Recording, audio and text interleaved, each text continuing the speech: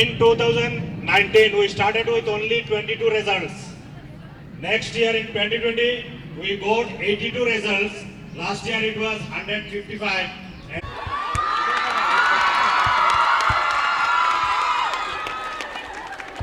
मैं ऐसा करूंगा आप लोग ऐसा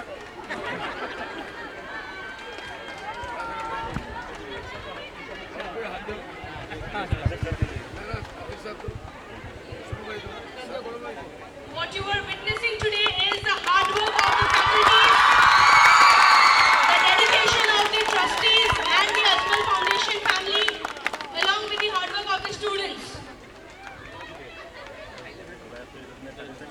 सब लोगों ने कोशिश करी और कोशिश का अंजाम आज हमारी आंखों के सामने है. So I request all of you to give a huge round of applause.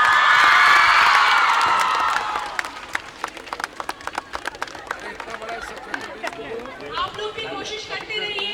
Next year इंशाल्लाह.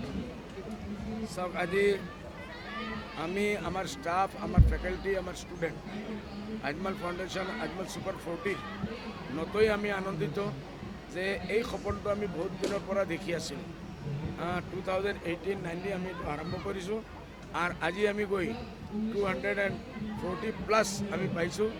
এইটো বহুত ডাঙৰ এচিভমেণ্ট মোৰ হিচাপে বোধহয় এৰ আগে নৰ্থ ইস্টেৰ ভিতৰত কোনো এনেকুৱা ইনষ্টিটিউটে কৰিব পৰা নাই. আৰু আমাৰ টাৰ্গেট আমাৰ ছোৱালীসকলে ষ্টুডেণ্টে যি কৰি আছে আমাৰ ফেকাল্টিজে যে কৰি আছে our target is to achieve more than 500 next year inshallah. এইটো আমাৰ টাৰ্গেট. আমি এইটো হিচাপ কৰা 99% চেষ্টা কৰিম. গোটেই অসমত এডুকেশ্যনৰ এটা আন্দোলন আনাৰ আমি চেষ্টা কৰি আছোঁ. এইটোৰ কাৰণে মাইক বন্ধ কৰিম. এইটোৰ কাৰণে আমাৰ ফেকাল্টিসকলে ৰাত দিন মেহনত কৰি আছে, স্টুডেন্টে মেহনত কৰি আছে, আমাৰ স্টাফে মেহনত কৰি আছে, ম্যানেজাৰ সাহেবে মেহনত কৰি আছে, ডাইৰেক্টৰ সাহেবে মেহনত কৰি আছে, আমাৰ আব্দুল কাদিৰ সাহেব এই সুপাৰ 40 মেইন মানুহ তেখেতো ৰাত দিন কাম কৰি আছে. আজি আপোনালোকৰ সন্মুখত আমাৰ এই ল'ৰাটো এইমছত পাইছে, বিশ্বজিৎ এই এইমছত পাইছে. এইটো ডাঙৰ কথা. আজি এইবাৰ মাত্ৰ এজনে পাইছে, অহাবাৰ নহ'লে কমচে কম 6জনে পাব. এইটো টাৰ্গেট লৈ আমি কাম কৰি আছোঁ. দেখা গৈছে বিভিন্ন সময় মাদ্ৰাসালৈ বিতৰ্কিত হৈ থাকে, কিন্তু এইবাৰ ৰিজাল্টৰ মাদ্ৰাসাৰ বহুতকেইটা ছাত্ৰই স্থান লাভ কৰিছে. এই সন্দৰ্ভত আপুনি কি ক'ব? এইটো যে ভুৱা আজি প্ৰচাৰ হৈ আছে যে মাদ্ৰাসাৰ ষ্টুডেণ্টবিলাকে পঢ়িব নোৱাৰে. Y not? ডক্টৰ হৈ আছে, ইঞ্জিনিয়াৰ হৈ আছে, আৰু বহুত কিছু হৈ আছে আমাৰ মাদ্ৰাসাৰ ষ্টুডেণ্টবিলাক. এইটো সকলে আহক, চাওক. আপোনালোকেও আপোনালোকৰ মিডিয়াৰ মাধ্যমে এইটো দেখাওক যে আজি আপোনালোকে আহি চাওক মাদ্রাসা খালি এটা বস্তু পঢ়া নাই, হাফিজে কোরআন হৈছে, আলিম হৈছে, তাৰপিছত ডক্টৰ হৈ আছে, তাৰপিছত ইঞ্জিনিয়াৰ হৈ আছে. মতলব আমি যদি লাইন ঠিক কৰি খালি বন্ধ কৰি দিয়া, মাদ্ৰাসা বন্ধ কৰি দিয়া, এইটো কোনো এই প্ৰব্লেমৰ সলিউশ্যন নহয়.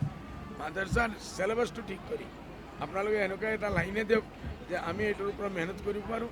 আৰু চৰকাৰে যিসকলক পঢ়াব নোৱাৰে, মাদ্ৰাসাৰ সায়েন্স বনাব নোৱাৰে, আমাৰ ডক্টৰ বনাব নোৱাৰে, আৰু বহুত কিছু, এইটো আমাক দি দিয়ক. আজমল ফাউন্ডেশ্যনক আমি এই চ্যালেঞ্জটো লোৱাৰ কাৰণে তৈয়াৰ আছোঁ যে এই ল'ৰাবিলাকক আমি সাইণ্টিষ্ট, ডক্টৰ, ইঞ্জিনিয়াৰ বনাই আপোনাক ফিৰাই দিম. স্যাৰ, মাদ্ৰাসাৰ শিক্ষা গ্ৰহণ কৰাৰ পিছত যদি ডক্টৰ বা ইঞ্জিনিয়াৰ বনি আহে, তেওঁ সমাজৰ কাৰণে মানে আনৰ তুলনাত কিমানখিনি উপকৃত হ'ব? 100%. এইটো আপুনি তুলনা কৰিব নোৱাৰে. আজি আমাৰ যি ডক্টৰসকল ওলাই আছে, এইটো সিসকলে মানুহৰ জেব কাটাৰ চিন্তা কৰে, পইচা বনোৱাৰ চিন্তা কৰে, গৰিবৰ চিন্তা নকৰে, এতিমৰ বেৱা এই মানুহবিলাকৰ চিন্তা নকৰে. তাহলে মাদ্ৰাসাৰ পৰা যে ল'ৰা থাকিব তাৰ বেছিক এইটোই থাকিব সমাজ সেৱা. সমাজ সেৱা সি প্ৰথম কৰিব, তাৰপিছত বাকী কাম কৰিব.